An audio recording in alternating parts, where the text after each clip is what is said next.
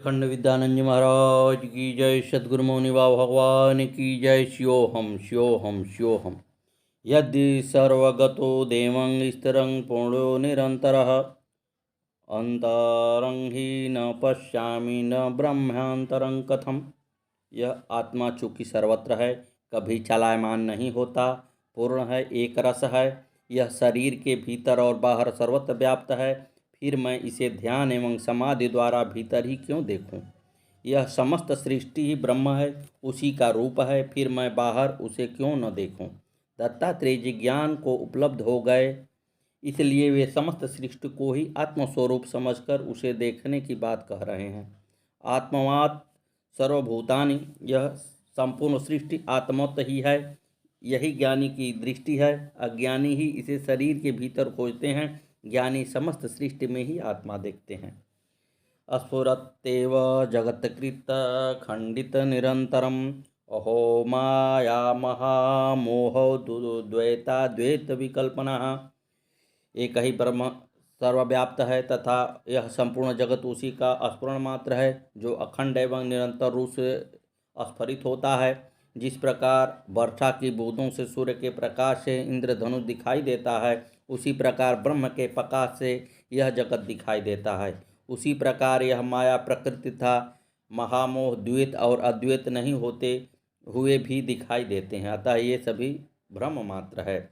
साकारं च निराकारं नेति नेति सर्वदा भेदाभेद विमुक्तो वर्तते केवलं शिवः। दत्तात्रेय जी कहते हैं कि श्रुति सदा से ही इस बात का निषेध करती रही है कि यह संपूर्ण स्थूल एवं सूक्ष्म जगत साकार और निराकार जगत ब्रह्म में नहीं है, अर्थात यह ब्रह्म से कोई भिन्न वस्तु नहीं है। ब्रह्म भेद एवं अभेद से रहित ही सर्वत्र व्याप्त हैं। ब्रह्म के ज्ञान के अभाव में ही सर्वत्र भेद दिखाई देता है, जिससे जगत एवं ब्रह्म को भिन्न माना जाता है तथा भेद की कल्पना से ही उसे अभेद कहा जाता है। जब भेद है ही नहीं तो अभेद कहना भी मिथ्या है। वह भेद और अभेद से रहित केवल शिव हैं।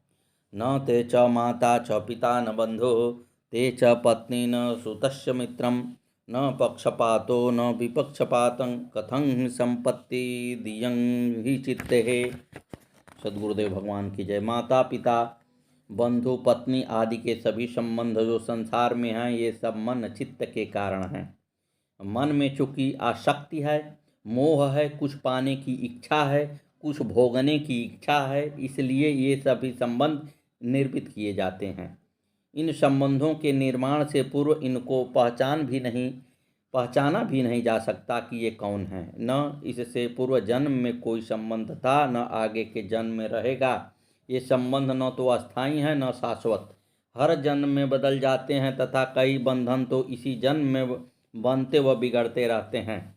मृत्यु पर तो निश्चित रूप से छूट ही जाते हैं। इसलिए ऐसे संबंध केवल क्षणिक ही होते हैं, जिसे ज्ञानी कोई महत्व नहीं देता। वह इस संबंधों के होने से न प्रसन्न होता है, न इनके टूटने से वह संताप ही करता है, क्योंकि इनमें उनकी कोई आसक्ति नहीं होती, न इनसे उसकी कोई किसी प्रकार की अपेक्षाएं होती हैं। अज्ञानी ही इसके कारण दुखी होते हैं, वह संताप करते हैं। यह संताप मन के कारण होता है, चेतन आत्मा में संताप नहीं होता। सद्गुरुदेव भगवान की जय। दिवानक्तं न ते चित्तं उदयास्तमहो न हि विदेहस्यं शरीरत्वं कल्पयन्ति कथं बुधाः। यह चेतन आत्मा स्वयं प्रकाशित है, इसको किसी अन्य प्रकार की आवश्यकता नहीं है, बल्कि सभी उसी से प्रकाशवान हैं। उसने दिन और रात होती ही नहीं, न उनका कोई उदय और अस्त ही होता है। वह निरंतर प्रकाशित रहता है। वह स्वयं विदेह है, जिसका कोई विशेष शरीर नहीं है। इसलिए दत्तात्रेय जी कहते हैं कि बुद्धिमान लोग उसके शरीर की किस प्रकार कल्पना करते हैं कि वह शरीर वाला है। जो व्यक्ति शरीर की भांति आत्मा को भिन्न भिन्न मानते तथा जितने शरीर हैं उतनी ही आत्माएं मानते हैं, वे आत्मा को समझ ही नहीं पाए, जिससे उनको ज्ञानी नहीं कहा जा सकता। आत्मा का स्वरूप सभी शरीर में एक ही है। सद्गुरुदेव भगवान की जय। श्री मौनी राम भगवान आए। नमो नमः। श्री सद्गुरुदेव भगवान की जय। सद्गुरुवे नमः, सद्गुरुवे नमः, सद्गुरुवे नमः।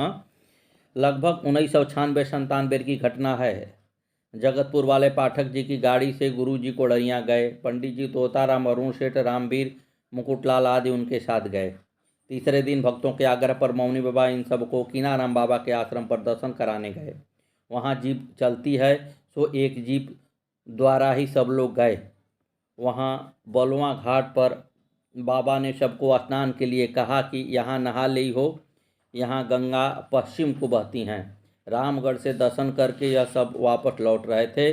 सड़क खाली थी और जीप काफ़ी रफ्तार से चल रही थी कि अचानक कहीं से एक बकरी सामने आ गई। जीप का एक अगला और एक पिछला पहिया बकरी पर से उतर गया। ओपी सिंह जो पूरब के ही रहने वाले थे बोल पड़े, गुरुजी बकरियां मर गई हो।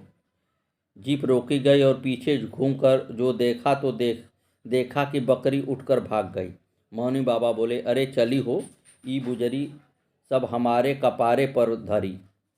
इस प्रकार सभी ने मौनी बाबा का अद्भुत चमत्कार देखा कि जीवन मृत्यु में भी उनकी मुट्ठी में कैद थे। सद्गुरुदेव भगवान की जय। मौनी बाबा अद्भुत शक्तियों के मालिक हैं। उनके साथ न रहने वाले भक्तों को अक्सर ही कुछ ऐसे अनुभव हो जाते जो मानवीय शक्तियों के परे हैं। एक बार मौनी बाबा के साथ तोता पंडित जी, मुकुटलाल, रामवीर सिंह और अरुण सेठ आदि भक्त चित्रकूट गए थे।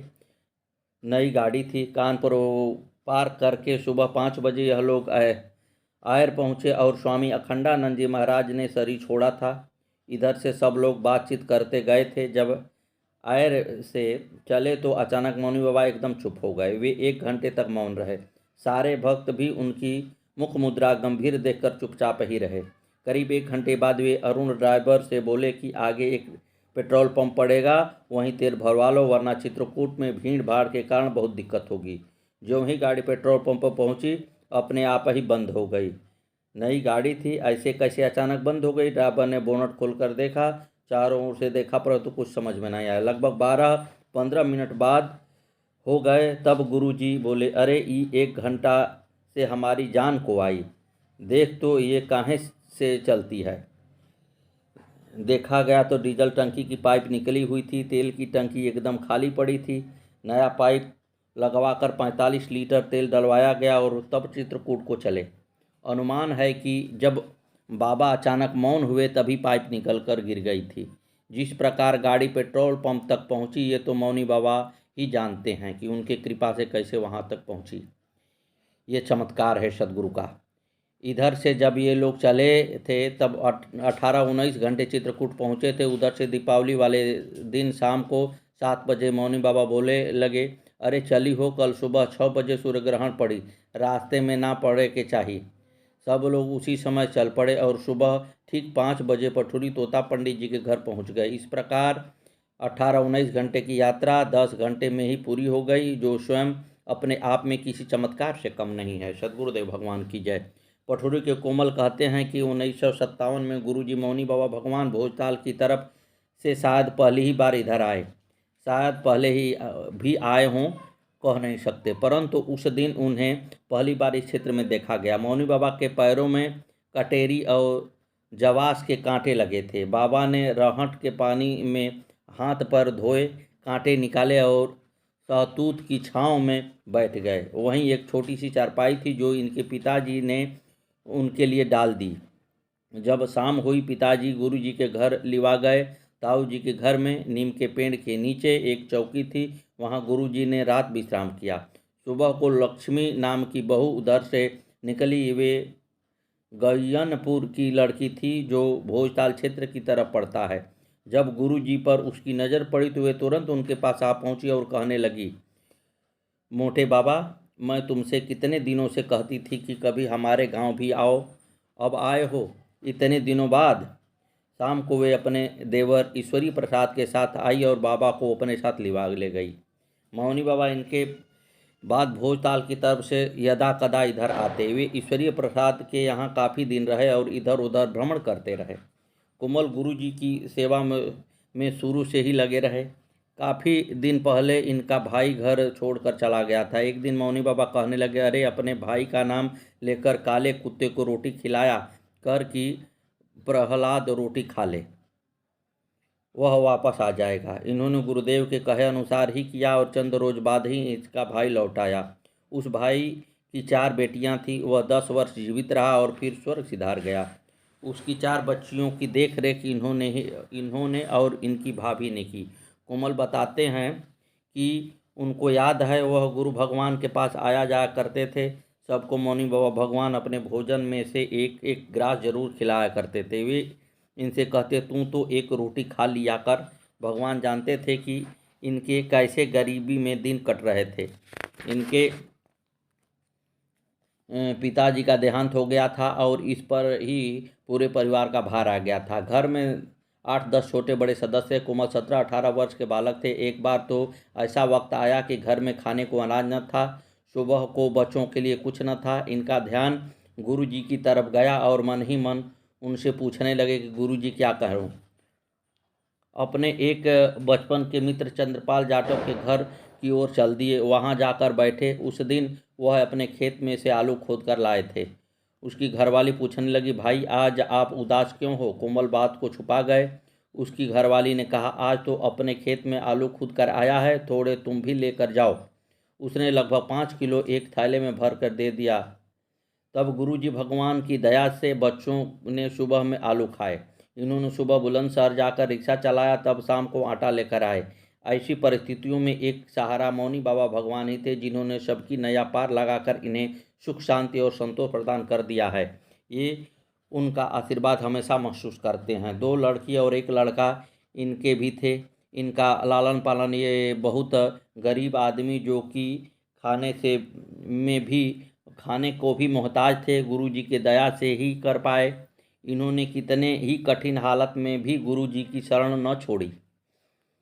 6 लड़कियों ने भी गुरुजी की शरण ले ली और सेवा करती रही। उस समय सुल्तानपुर खेड़ा पर गुरुजी की कुटी के सामने और अंदर काफ़ी रेत थी। वे पानी ला लाकर वहाँ गोबर से लीपकर सुंदर चौका लगा देती थी। जब वे विवाह योग्य हो गई तो एक दिन ये और काफ़ी लोग मौनी बाबा के मंदिर की ऊपरी मंजिल में उनके पास बैठे थे। सब अपनी अपनी बातें मौनी बाबा से कर रहे थे। कोमल सिंह लड़कियों की चिंता में डूबे हुए थे और इनका ध्यान उन बातों पर न था। गुरुजी अचानक बोले, अरे कुराले के मुसलमान तो एक दिन में 3-3 लड़कियों की शादी कर देते हैं, चिंता क्यों करी? मौनी बाबा के वचन अक्षरशः सत्य निकले। 2 महीने के अंदर ही 2 लड़कियों के लिए लड़के मिल गए और एक ही रात में 2 लड़कियों की शादी हो गई। इसी बारात में जो रिश्तेदार आए हुए थे, उसने बातों ही बातों में कुछ ऐसी बात हुई कि तीसरी लड़की का भी विवाह उसी मंडप में उनके सुपुत्र के साथ उसी दिन हो गया और शाम के 5 बजे तक वह विदा हो गई। इस प्रकार 24 घंटा के अंदर ही तीनों लड़कियों का विवाह संपन्न हो गया। शेष में से 2 लड़कियों की एक दिन में ही शादी हुई और अंतिम बच्ची का भी कुछ दिनों बाद विवाह हो गया। सब खुशहाल हैं। सबके गांव में ज़मीन जायदाद और शहरों में मकान है। वे आज भी गुरु जी का पूजन करती हैं और गुरु पूर्णिमा पर तथा बीच बीच में गुरुदेव का दर्शन करने आती हैं। इसके लिए मौनी बाबा ने इतना किया है कि खूब खुश हैं। अपने लिए कोमल कहती हैं कि मालदार तो किया नहीं, पर अपनी नींद सोते हैं, उठते हैं, आज़ाद हैं, कोई चिंता नहीं है। गुरुजी ने वो चमत्कार किया जो 3 पीढ़ी से इनके परिवार में नसीब न था। इनके बाबा और पिताजी जवानी में ही थोड़ी थोड़ी उम्र में ख़त्म हो गए थे। उन्होंने पोते पोती का मुंह न देखा था। आज इन्होंने पोता पोती घी धेवते सबको देखा है और खूब खुश हैं। सद्गुरुदेव भगवान की जय। श्री मौनी बाबा भगवान नमो नमः। आगे की कथा कल।